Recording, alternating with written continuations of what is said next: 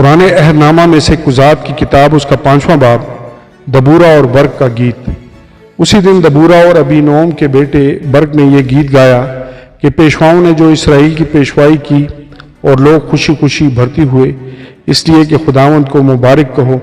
اے بادشاہو سنو، اے شہزادو کان لگاؤ، میں خود خداوند کی ستائش کروں گی، میں خداوند اسرائیل کے خدا کی مدح گاؤں گی۔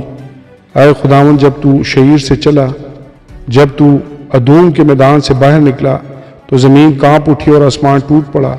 ہاں، بادل برسے، پہاڑ خداوند کی حضوری کے سبب سے، اور وہ سینہ بھی خداوند اسرائیل کے خدا کی حضوری کے سبب سے کانپ گئے۔ عناد کے بیٹے شمجر کے دنوں میں اور یعیل کے ایام میں شاہراہیں سونی پڑی تھیں اور مسافر پگڈنڈیوں سے آتے جاتے تھے۔ اسرائیل میں حاکم موقوف رہے، وہ موقوف رہے جب تک کہ میں دبورہ برپا نہ ہوئی، جب تک کہ میں اسرائیل میں ماں ہو کر نہ اٹھی۔ انہوں نے نئے نئے دیوتا چن لیے، تب جنگ پھاٹکوں ہی پر ہونے لگی۔ کیا 40,000 اسرائیلیوں میں بھی کوئی ڈھال یا برچھی دکھائی دیتی تھی؟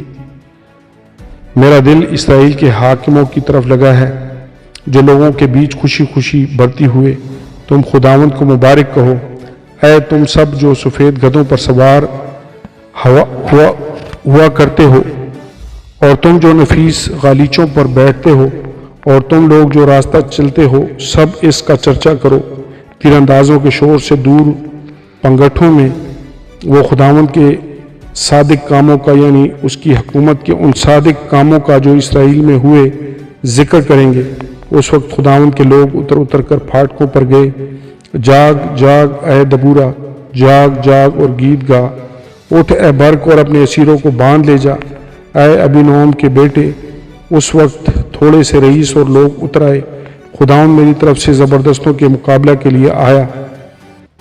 افرائیم میں سے وہ لوگ آئے جن کی جز امالیک میں ہے، تیرے پیچھے پیچھے ہے بنیامین، تیرے لوگوں کے درمیان مکیر میں سے حاکم اتر کر آئے۔ اور زبولون میں سے وہ لوگ آئے جو سپہ سالار کا عصا لیے رہتے ہیں، اور اشکار کے سردار دبورہ کے ساتھ ساتھ تھے، جیسا اشکار ویسا ہی برق تھا۔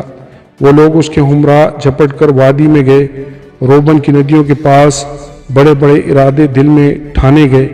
تو ان سیٹیوں کو سننے کے لیے جو بھیڑ بکریوں کے لیے بجاتے ہیں، بھیڑ سالوں کے بیچ کیوں بیٹھا رہا؟ روبن کی ندیوں کے پاس دلوں میں بڑا تردد تھا۔ جلاد یردن کے پار رہا اور دان کشتیوں میں کیوں رہ گیا؟ آشر سمندر کے بندر کے پاس بیٹھا ہی رہا اور اپنی کھاڑیوں کے آس پاس جم گیا۔ زبولون اپنی جان پر کھیلنے والے لوگ تھے، اور نفتالی بھی ملک کے اونچے اونچے مقاموں پر ایسا ہی نکلا۔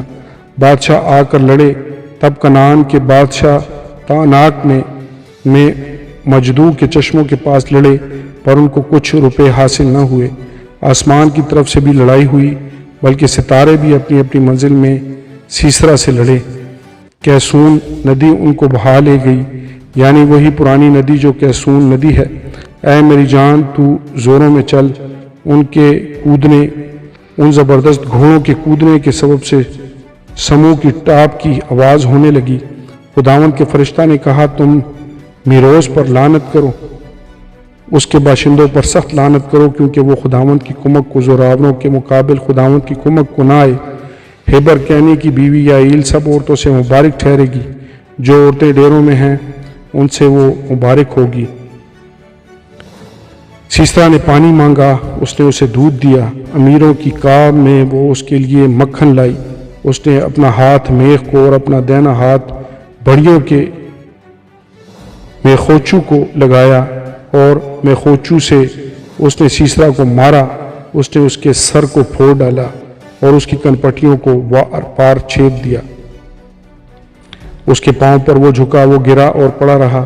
اس کے پاؤں پر وہ جھکا اور گرا، جہاں وہ جھکا تھا وہیں وہ مر کر گرا۔ سیسرا کی ماں کھڑکی سے جھانکی اور چلائی۔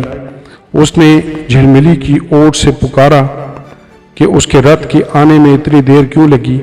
اس کے رتھوں کے پہیے کیوں اٹک گئے؟ اس کی دانشمند عورتوں نے جواب دیا، بلکہ اس نے اپنے کو آپ ہی جواب دیا، کیا انہوں نے لوٹ کو پا کر اسے بانٹ نہیں لیا ہے؟